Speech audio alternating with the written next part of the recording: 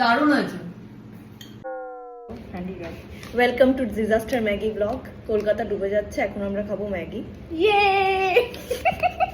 Over acting এ 50 রুপए কাট। আমাকে আজকে করে খাওয়াচ্ছে, শুধু আমি আজকে চপিং এর ইয়েতে ডিপার্টমেন্ট।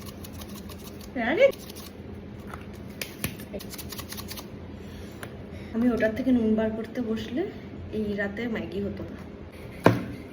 জি লাগবে না না, ঠিক আছে। আমাদের সবজি, আগে সবজি ভাজা হবে, ম্যাগির জল চাপানো হয়ে গেছে, তেল গরম হয়ে গেছে। মশলা কেটে ফেললাম, সবজি ভাজা চলছে। কি করে সস দেবে? হ্যাঁ কেমন করে দেন, ঠিক আছে, বাইরে পড়লে পরিষ্কার করতে হবে। দিলাম। এখন আমাদের এগ ম্যাগির এগ ভাজা ভাজা করা হচ্ছে।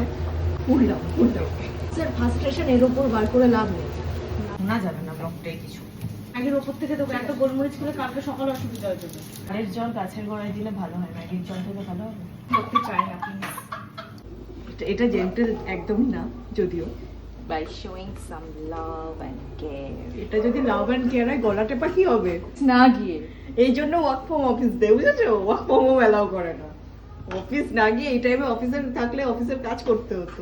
এখানে অবভিয়াসলি এরকম সুন্দর আমরা ম্যাগি বানাচ্ছি, ব্লগ বানাচ্ছি, সুখের শেষ নেই। একটু কাদা কাদা হয়ে যাচ্ছে, তাতে কি আছে?